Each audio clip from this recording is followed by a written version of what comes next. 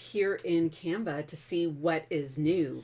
I was just on my phone creating something, and so I thought I'll hop onto my computer and have my first looks with you looking at this new Magic Layers. So I'm going to take a look. I've just clicked that and it's letting us know it's making flat designs editable. So it's helping with layers when you want to add that dimension and depth with a picture. So it's separating a flattened or AI generated design, and you can move around and resize, recolor even. So it gave me a few options to pick from. I think this was an AI generated image that I created here in Canva. And the Magic Layers, it's now part of the Magic Studio. I'll link other videos where I talk about background remover and some other options. So right now it is taking a look. And I'll demonstrate how this could be helpful. What it's giving when I hover over it with my mouse, so I could even remove an icon if I don't want that there. It's not sure what this box is, so I can just remove that.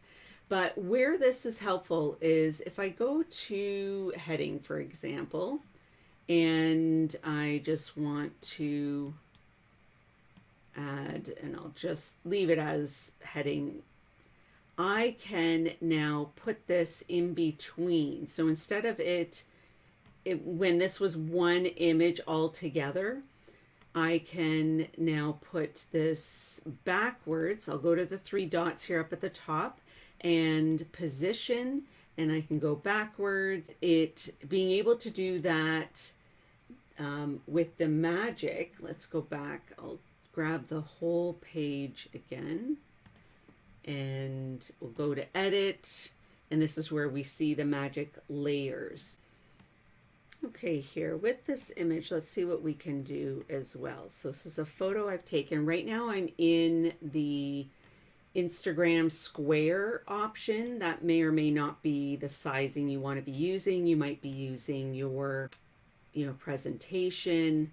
So let's just see what we can do here. So I'm grabbing the picture, the whole square, and then new layers is coming up.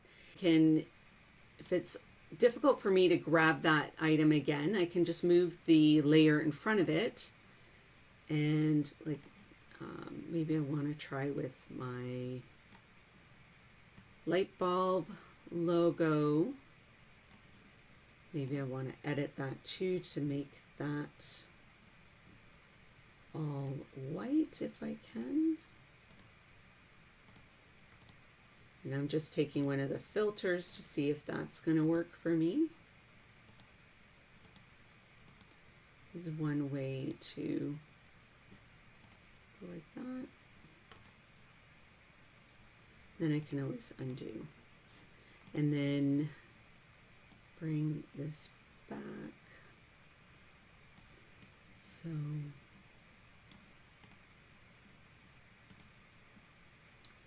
yeah, it's not really, it's more so, and I do have to watch here, I've got a shadow in the background too.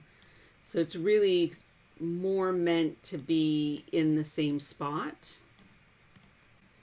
So another way I can also play with the layers is the picture of me I can bring to the front.